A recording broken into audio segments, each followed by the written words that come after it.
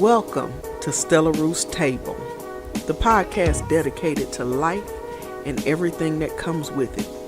Come on in and have a seat, grab your beverage of choice, and let's sit down at this table and have a chat.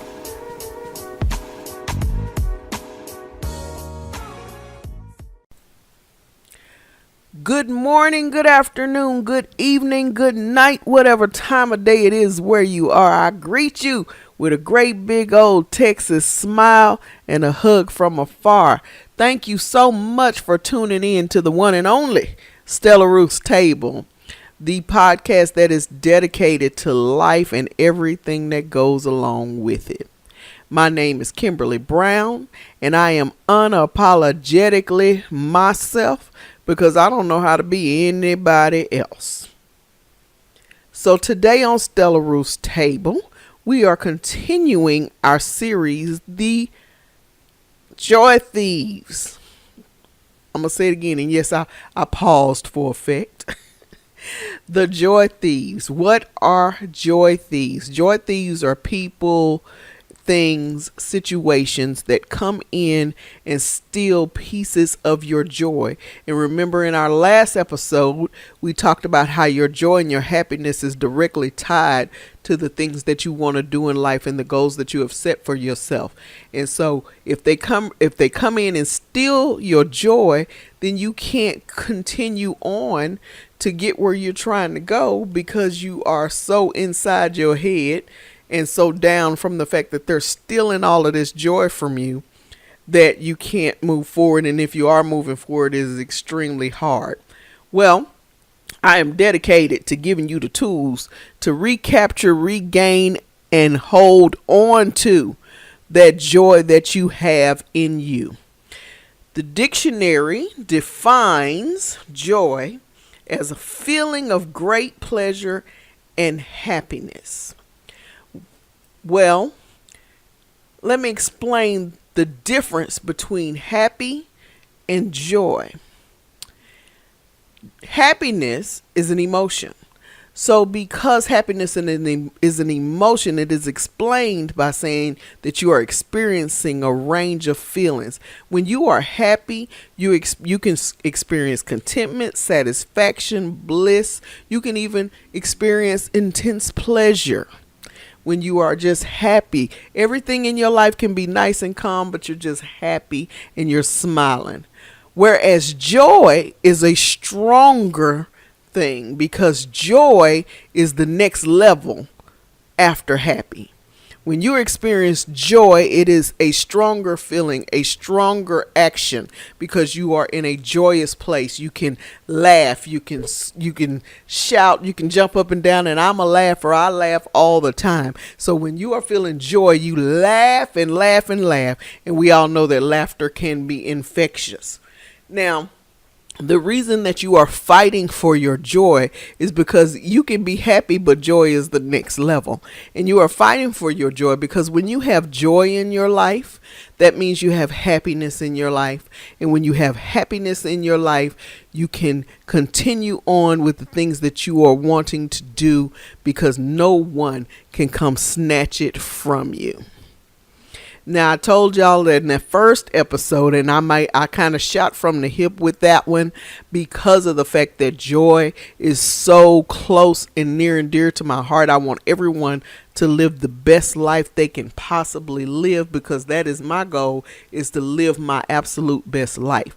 And one of the things that I had experienced when I was in my turmoil and when I was depressed and when everything seemed to be going wrong was I had no joy. And all I wanted in life was to have that joy.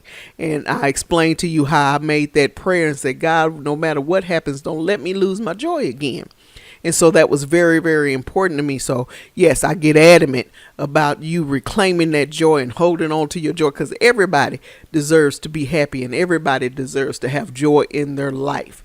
So this episode, we're going to be a little bit more structured. The title to this episode is Clearing the Roadblocks.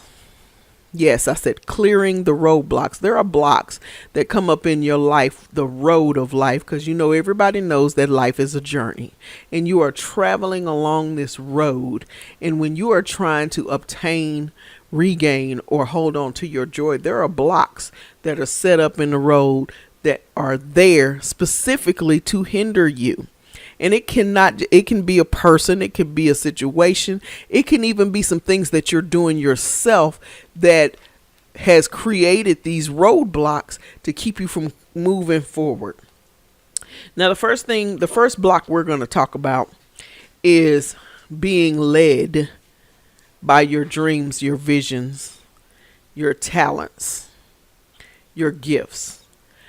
I'm not, I'm a Christian. I love church. I go to church. I'm a church girl. I love my church family. I love my pastor, best pastor in the whole wide world.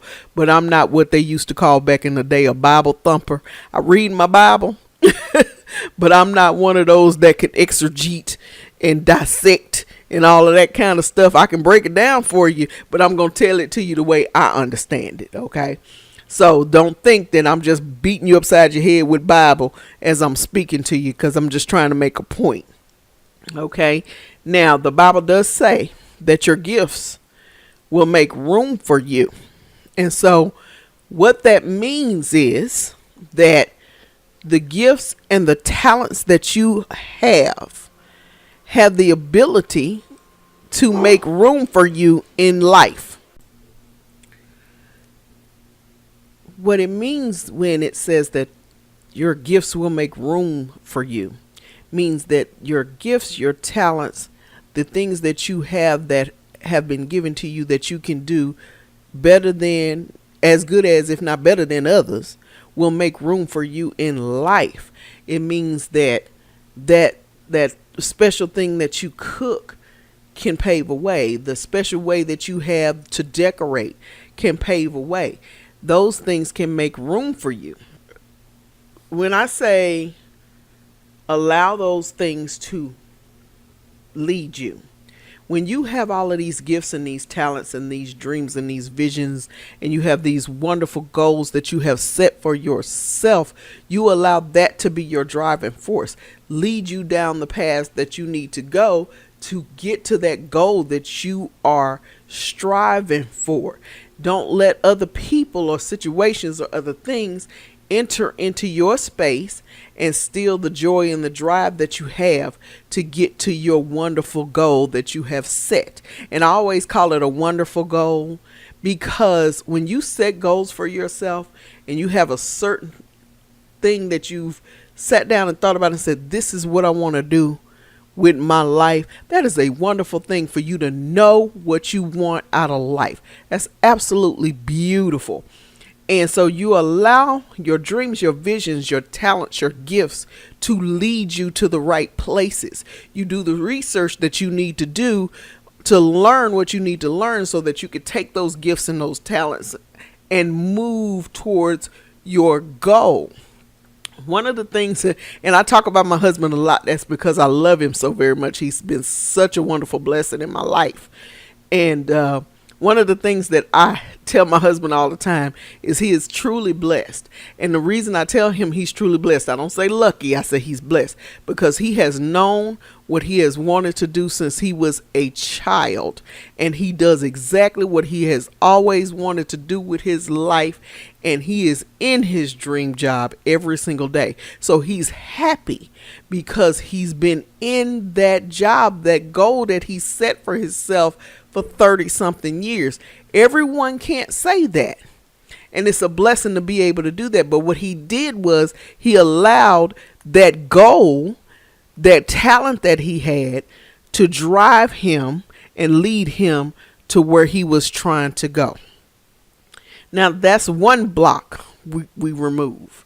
One roadblock we remove. Now the second roadblock is simplifying your life. What do I mean? I don't mean just don't care really about a lot of stuff. That's impossible when you're striving to get somewhere. When you are working hard and you're striving for something, it's hard not to care about everything that goes along with it. If you have opened a business or something like that, or you're fighting for a career and you're going to school, it is hard not to care. That's not what I'm saying at all. When I say simplify your life, I'm saying do what needs to be done to make things easier and simpler for you. Sometimes we overthink things. I am guilty of that because I have a tendency sometimes where I've gotten a lot better. I have a tendency to overthink a situation or overthink the process. And then next thing I know, I've made it harder than it really is because I'm overthinking the situation. Now, because I'm overthinking the situation, again, like I said, I'm making everything harder. Simplify things for you, make things easier for you, which means do something simple like make a list of all the things that need to be done, all of the things that you would like to accomplish, and then you work on that things in that list. You give yourself a schedule. But Miss Kim, that's not making things simple if I'm putting myself on a schedule. Actually, yes, it is. And you would be surprised if you sat down and took you a tablet, piece of pen and paper, you would be surprised how much you can get accomplished and how much simpler and less overwhelming your life would be if you sat down and you made a list, the 10 things that you need to do the most, and then you made another list, the 10 things that need to happen, and or so on and so forth. When you make lists, then you know what you have to do without being all over the place and you're going, did I do this? Did I do that? Did I do that? When you sit down and make yourself a schedule, then you sit down and say, okay, first you make your list of everything that needs to be done.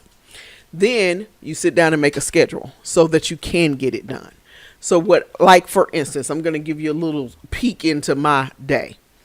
What I do usually on Sunday evenings after I've come home and kind of sat down and relaxed, I sit down and I write out everything that I need to get done for the week. As you know, I have a YouTube channel where it is a cooking channel. So I sit down and write down how many videos I want to do for the week and what are the different subjects of the videos. Okay. After I sit down and write that down, then I go and to another sheet of paper and I make myself a schedule. On this day, I'm going to do this, this, and this. And then on Tuesday, I'm going to do this, this, and this. I do the same thing with my YouTube channel. I do the same thing with my podcast. Because if you're more organized, it makes your life a little more simple. And I am the administrative director, so to speak, of my husband's business. And so I handle all of his paperwork, all of his, anything that needs to be handled, I handle it so that he can concentrate on the job at hand. So I do the same thing with his business. I sit down. This needs to be done. This needs to be done. This needs to be done. This needs to be done. And then I make myself a schedule. At least 3 days out of the week, I'm working on nothing but his stuff. But I give myself a schedule. That way I get it all done.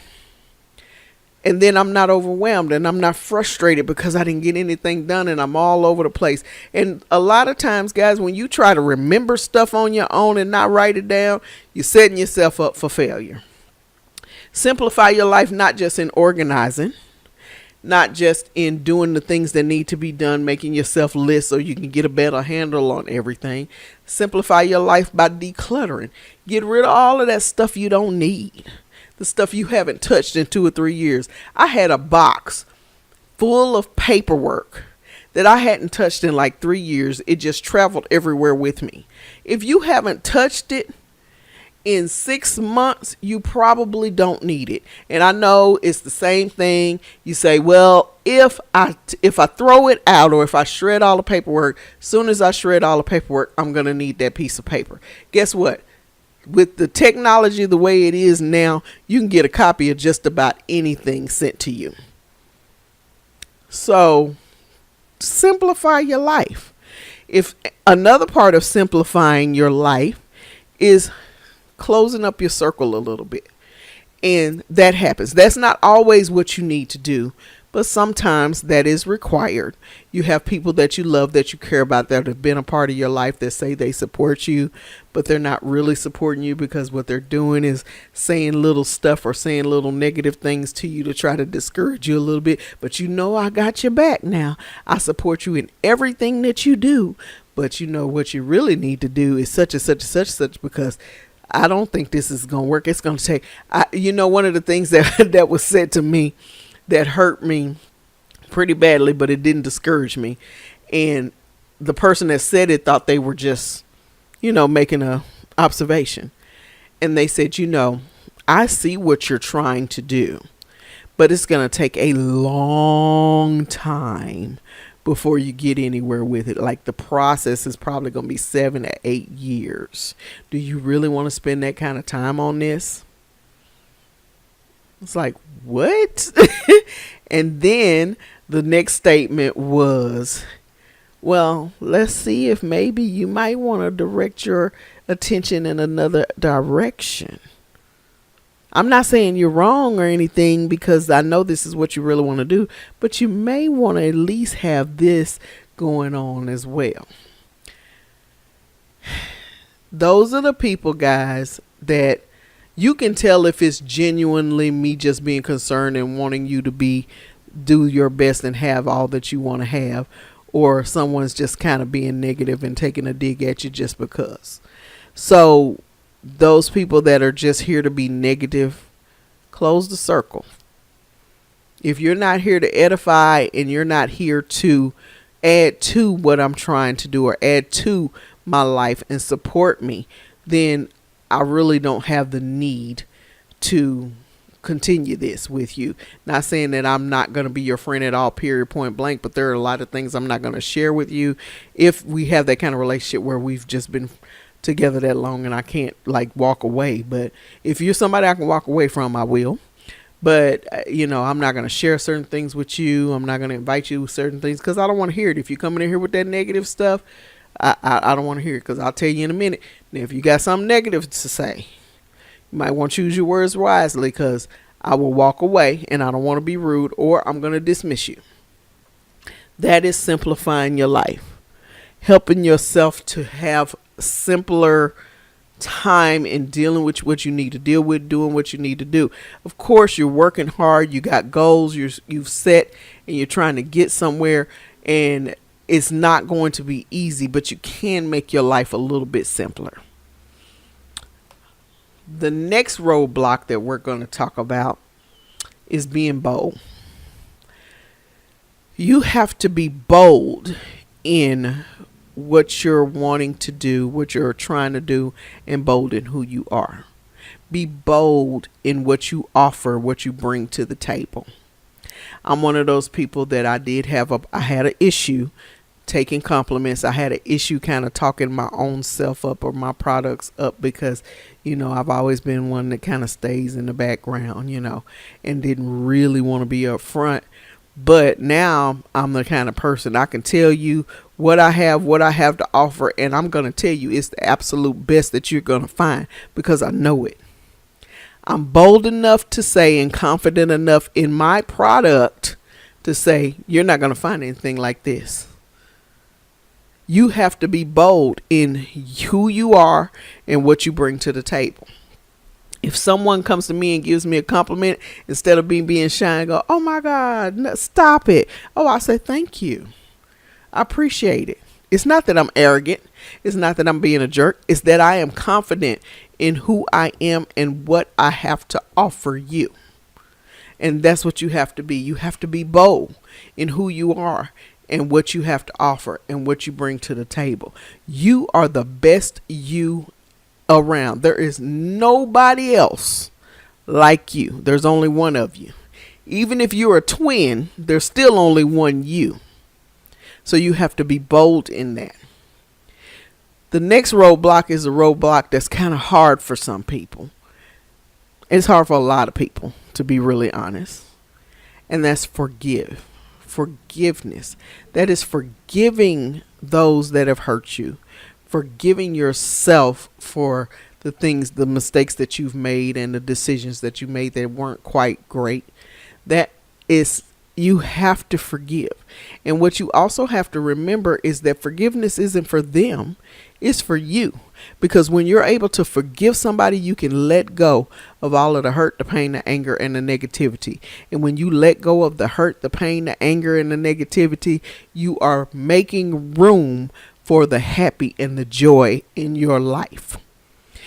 See, what you have to understand is that all of these roadblocks that we're talking about that have been set up in your life, some were set up by others, some you kind of set up yourself and didn't realize you set them up. These roadblocks, when you clear them out, you're making room for something good to be in that place. You're making room for some joy to be in that place. You're making room for happiness to be in that place. You're making room for success to be in that place. You're making room for smiles. You're making room for love. You're making room for good times and good memories in your life. That's what clearing these roadblocks do. So you have to forgive. And one thing about forgiveness that I had to basically learn the hard way, guys, is that if you don't forgive them and you're just angry and mad at the world, that person that hurt you or angered you, that you chose not to forgive, you just mad now, you just shut off from everybody, that person has gone on living their best life and you're still over here mad. I went through that with a guy that I dated years ago. I really thought it was going somewhere. But then when I was honest with myself, I realized this wasn't going anywhere. This guy was such, let's move it on. But it wasn't going anywhere. But when I found out, okay, he's been cheating, he's been lying, he's a user, this, that, and the other, I could not believe it. How dare he? I was angry. I was more angry than hurt. Because I gave him a chance. You know, I was trying to give him the benefit of the doubt. And then one of the young ladies that he was cheating with found my phone number in his phone. And keep in mind that I had already discovered the things that he had done.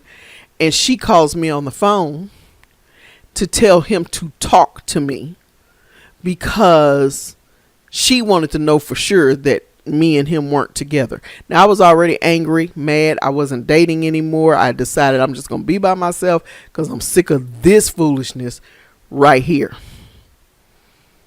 And so I was still angry. I kept saying, I moved on with my life. Why are you bothering me?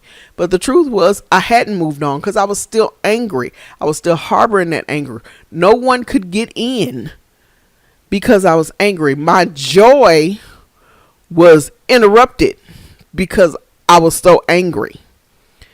And when she had him to call me, she's in the background and she's telling him, no, tell her the truth, speak to her, da da da da. He says to me, you're a good girl. Now, I was a grown woman with grown kids and a grandbaby. You know, a grown woman with grown kids. Yeah, I think, my grandson was already here. And he said, you're a good girl. I mean, you good people, but I need somebody that complete me. You tried your best and your best wasn't good enough. I was so mad because I was thinking, how dare you call me to say something like this to me? Have you lost your mind? But the anger was hurting me, not him and not her. I kept saying, I moved on with my life and you came back just to bug me. I hadn't moved on because if I had moved on, I wouldn't have gotten so angry. I probably wouldn't have even answered the phone. I'd have just hung up. And if I did answer, I would have just hung up. But the anger was holding me back. And then I realized, wait a minute. I'm still angry. I haven't forgiven him for this trash that he did to me. But I'm angry and he's moved on. He's living his life. He started a whole nother relationship with somebody. They running off to Disney World, having family vacations. And I'm over here mad by myself, refusing to date, not going anywhere because I'm shutting everybody out and I don't want to be bothered. Now, who suffered? Me. Now, when I say forgive, I'm not saying that when you forgive that person, that person has to be your best friend and you have to allow them back to keep trying to hurt you. No, that's not the case. Some people you forgive them and y'all can work through it. Some people you can forgive them, but they still need to stay wherever they are. When I say forgive, I'm saying forgive and let go for your own sake and move on. I can forgive you, but you stay over there and I'm going to live my life. No, I'm not angry anymore. I'm not mad. I have forgiven and I have let go. That's how you have to become. And you have to work at that. Because if you don't forgive, you will forever be stifled in your joy and your happiness. Your happiness will not be at its full capacity because you have stifled it by carrying a grudge or being angry. So you have to learn how to forgive so that your life can be even more prosperous. Because as long as you're carrying a grudge and you're angry, you're holding things in that hinder you. It's for your own survival. The next roadblock that we have to dismiss is being comfortable with your instincts and being in tune. You have to be in tune with your own instincts.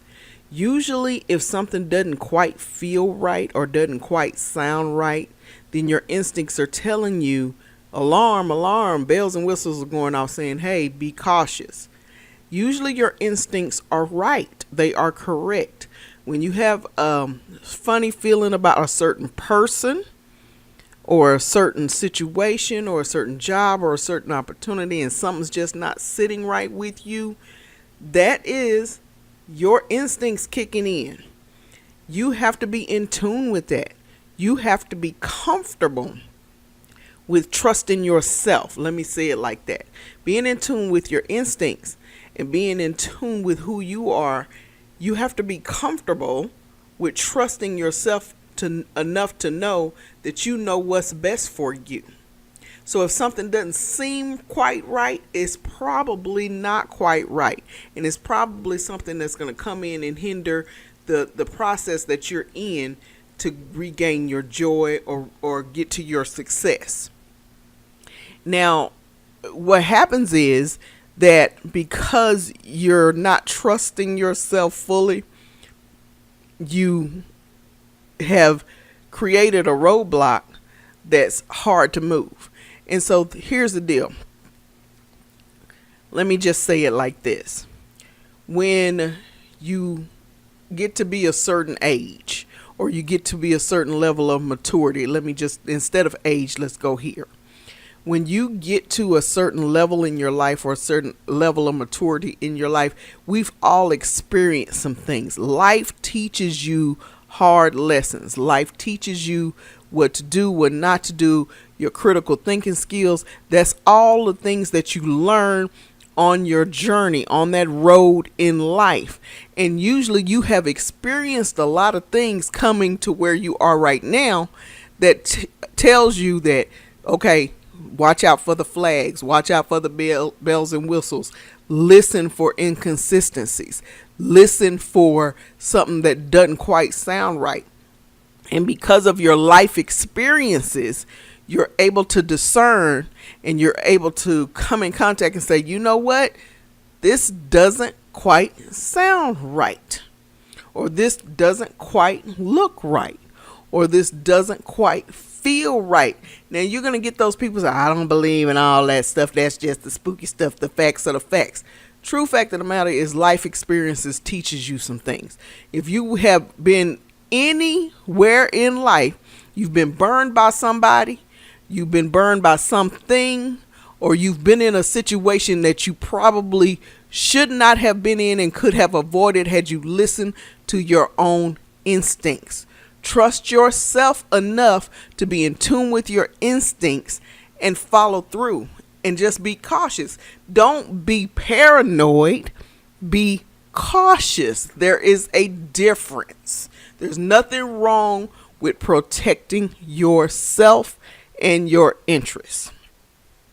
Now, the next roadblock that we have to overcome is that roadblock that tells us that who we are is not enough. Be yourself. You are the only you there is. There is no one like you. There's only one of you. Even if you're a twin, if you're an identical twin, there's only one you. There is only one Kimberly Brown. My mother only had one child, but my father had more than one child. However similar we are in personality, however similar I am to my mother, I am the only Kimberly Yvette Brown, born May 9th, 19. Never gonna tell you that quite yet. There is. I am the only me that there is. So I don't know how to be anyone but me. When you hear me say all the time, I am unapologetically myself. So I have learned through the years that I'm good enough. I am enough. I can't be anyone but me. And if we can't accept who I am, then I'm sorry for you, because I'm not going to be anyone else. Now, that's not to say that people can't change and people don't make changes in their lives and in their personalities to be better people. That's not what I'm saying. There's always room to be better. There's always room to learn. But you're always striving to be a better version of who you are. But do not change you. Be yourself. If you are selling a product, if you are selling a service, you are selling you. And you are good enough. So be you. Don't try to be like me. Don't try to be like your brother or your sister or your cousin or somebody else you saw. Be you and make it yours and be the best you that you could possibly be. There are lots and lots of podcasters out here. There are lots and lots of YouTubers out here. There are lots of people that have the same idea I had about signature seasonings. There's lots of people out here that do cooking shows and culinary things and all of that. But there's only one me. And I have some YouTubers that I absolutely love. And I have some podcasters that I love to listen to. But they are the best at what they do, because they are being the best versions of themselves. So be yourself. Sell you. Make sure that you understand that you are enough. And you are the only person like you, and you are the best. You just be the best that you can be. People used to say, all the time that my oldest son looked exactly like his father. But he's not his father. He's Brandon. So Brandon is the best Brandon that he could be. There's only one of him. And it's the same with anybody else. So always work hard to be yourself, because when you be yourself and you're comfortable with who you are and you are happy with yourself and you like who you see in the mirror. See, I like me. I actually love me.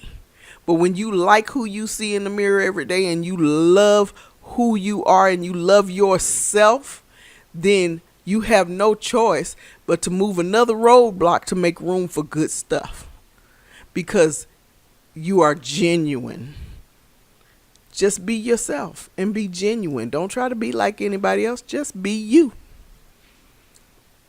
Now, the last roadblock that we're going to talk about is something that is kind of hard for some people because they've been through so much in their life. But you can do it, and you can move past everything that you possibly think you can move past. If you set your mind to it, you can do it. So the last roadblock we're going to talk about is learning to allow happiness and love and joy to invade every area of your life. Allow good things to come to you. See, what happens is we went through all of these roadblocks. We're clearing them out. so we can make room on the road for the good stuff. You know, we learn that we have to be led by our dreams and our visions and our talents and our gifts. We allow those things to make room for us. That's a block that is moved out of the way.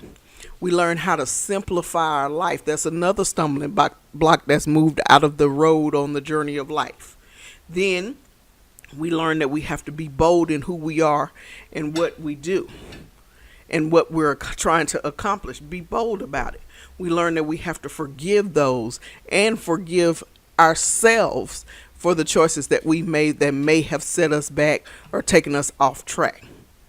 Then we also learn that we have to learn how to be comfortable with our instincts and be in tune with ourselves and be comfortable with the fact that we know what's best for us. And we also learn that being ourselves is the best person to be, because guess what? There's nobody like you.